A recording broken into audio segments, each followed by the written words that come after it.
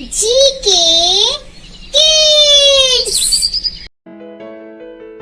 बाघ की खाल। रांची से लेकर चकद्दरपुर तक घना जंगल है। उसकी लंबाई कोई 75 मील होगी। इस जंगल में तरह तरह के जानवर रहते हैं। उनमें बाघ सबसे खौफनाक होता है। कई साल हुए मेरा एक दोस्त और मैं रांची के एक दफ्तर में काम करते थे। हम दोनों चकद्दरपुर के रहने वाले थे। जब दफ्तर में छुट्टियां हो जाती तो हम दोनों घर चले जाते थे। वहाँ रेलवे लाइन है, एक मोटर बस चला करती है। एक बार हम दोनों को एक बड़े जरूरी काम से घर जाना पड़ा। संयोग से उस दिन मोटर बस भी ना मिली। आखिर यह तय किया कि पैर गाड़ी पर चले।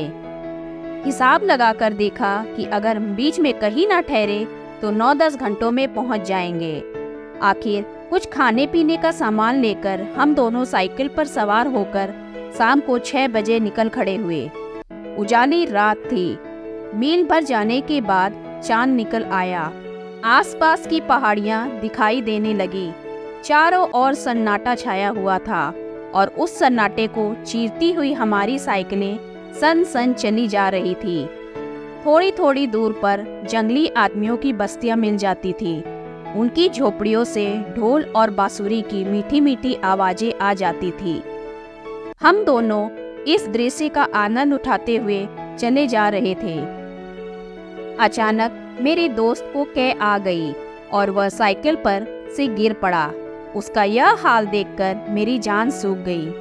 उसे तो हैजा हो गया था। अब क्या करूं? ना कोई बस्ती ना गांव, उसे कहाँ ले जाऊं? कुछ समझ में ना आता था। मैंने अपने दोस्त का नाम लेकर पुकारा, मगर उसके मुंह से कोई आवाज ना निकली। वह दर्द भरी आंखों से मेरी तरफ देखने लगा। उसकी यह दशा देखकर मुझे भी रोना आ गया। फिर सोचा, रोने से क्या होगा?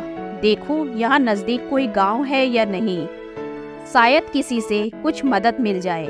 मैंने अपने दोस्त से फिर पूछा, भाई तुम्हारा जी कैसा है? कुछ तो बताओ। फिर भी कोई जवाब नहीं। मैंने उसकी नाड़ी पर हाथ रखा। नाड़ी का कहीं पता नहीं। हाँ, सांस चल रही थी। सोचने लगा, इसे छोड़कर कैसे जाऊं? कोई जंगली जानवर आ पहुंचे तो लाश का भी पता ना चले। आखिर मैंने दोनों पैरगाड़ियों को एक पेड़ के सहारे खड़ा किया और अपने दोस्त को उस पर लेटाकर किसी गांव की तलाश में निकला। रास्ते में बार बार अपने दोस्त का ख्याल आने लगा। चारों ओर घना जंगल, पेड़ों के नीचे बड़ी मुश्किल से रोशनी पहुंचती थी। रास्ता ना दिखाई देता था। अचानक मैं एक पत्थर से ठोकर खाकर गिर पड़ा। चोट तो ज्यादा ना आई, मगर हाथ पांव कुछ छिल गए। मैं फिर उठा कि एकाएक कुछ आहट पाकर पीछे की ओर ताका। क्या देखता हूँ कि कोई 15 गज की दूरी पर एक बाघ खड़ा है। मेरे होश उड़ गए। ऐसा जान पड़ा जैसे बदन में खून नहीं है, सांस तक बंद हो गई। मुझे खड़ा देखकर वह भी रुक गया। फिर मैंने सोचा कि शायद मुझे भ्रम हो गया है। शायद मैं किसी पेड़ की परछाई को बाघ समझ रहा हूँ। यह सोचकर मैं फिर आगे बढ़ा, मगर आंखें पीछे की लगी रही। अब की बार सचमुच मुझे पत्तों की खड़खड़ाहट सुनाई दी। मैंने फिर पीछे की ओर देखा। बाघ मेरे पीछे पीछे चला आ रहा था। मेरे रोए खड़े हो गए और मैं लकड़ी सा तन गया। कुछ सोचने की मुझ में शक्ति ही नहीं रही। मुझे खड़ा होते देखकर वह जमीन पर हाथ पांव फैलाकर बैठ गया। मुझे अब जान की कोई आशा ना रही। ना तो मेरे पास कोई पिस्तौल था और ना चाकू। ना मालूम क्या सोचकर मैं बड़े जोर से चिल्ला उठा। बाघ मेरी आवाज सुनते ही उठा। भोर चुपचाप जंगल की ओर चला गया। बाघ को जाते देखकर मैं इतना खुश हुआ कि क्या कहूँ। मेरी हिम्मत भी लौट आई। सोचने लगा, घर पहुंचकर सबको यह किस्सा सुनाऊंगा और कहूँगा कि अगर कोई इस तरह बाघ के सामने पड़ जाए तो उसे खूब चिल्लाना चाहिए। यही सोचता हुआ मैं तेजी से चला जाता था। अभी थोड़ी ही दूर गया था कि फिर कुछ आहट मिली। देखा तो सामने बाघ। मैंने तो अपनी समझ में बाघ को भगाने का मंत्र पा लिया था। लगा जोर से चिल्लाने। मगर अब भी बाघ वहां से हिला ही भी नहीं। उसका जवाब उसने यह दिया कि मुझसे 8-10 गज पर मारे खुशी की अपनी दुम हिलाने लगा। अब तो मेरी हिम्मत छूट गई। कह नहीं सकता था मैं इतनी देर तक वहां खड़ा रहा। एकाएक मोटर के हॉर्न की आवाज कान में आई। फिर सोचा शायद यह भी भ्रम हो। फिर भी मुझे कुछ हिम्मत हुई। मैं धीरे धीरे पीछे हटने लगा। कोई 8-10 कदम पीछे हटा था कि अचानक बाघ उठा। मेरा कलेजा मानो सिमट कर एड़ियों में धंस गया। बस वह मुझ पर फांदा। मैंने झट आंखें बंद कर ली और दोनों हाथों से सिर पकड़ लिया, मगर बाघ मुझ पर फांदा नहीं, बल्कि जितनी दूर में मैं पीछे हट गया था उतना ही वह आगे बढ़ गया और फिर बैठ गया। फिर हॉर्न की आवाज़ सुनाई दी। शायद कोई लारी रांची से आ रही थी। फिर मुझे होश नहीं कि क्या हुआ। सिर्फ इतना याद है कि मैं एक मर्तबा बड़े जोर से चिल्लाया था, मार डाला, मार डाला।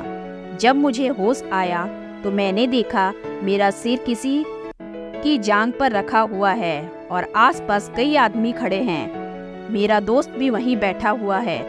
मैंने उनसे थोड़ा पानी मांगा। उन्होंने मुझे गर्म दूध निकाल कर पिलाया।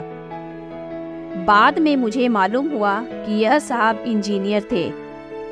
अपने 3-4 दोस्तों के साथ टाटा नगर जा रहे थे। रास्ते में उन्हें दिखाई दिया कि पक पेड़ के नीचे 2 आंखें सी चमक रही हैं। उन्होंने बाघ समझकर बंदूक उठाई। अचानक उस पर मोटर की रोशनी पड़ते ही उन्होंने देखा कि आंखें नहीं हैं, बल्कि 2 पैर गाड़ियों की बत्तियां जल रही है। उन्होंने फौरन मोटर रोक लिया और उतरकर पेड़ के नीचे आए तो देखा कि एक आदमी बेहोश पड़ा हुआ है। उनके पास कुछ दवाएं थी। दवाएं पिलाने से उस आदमी की हालत कुछ संभल गई।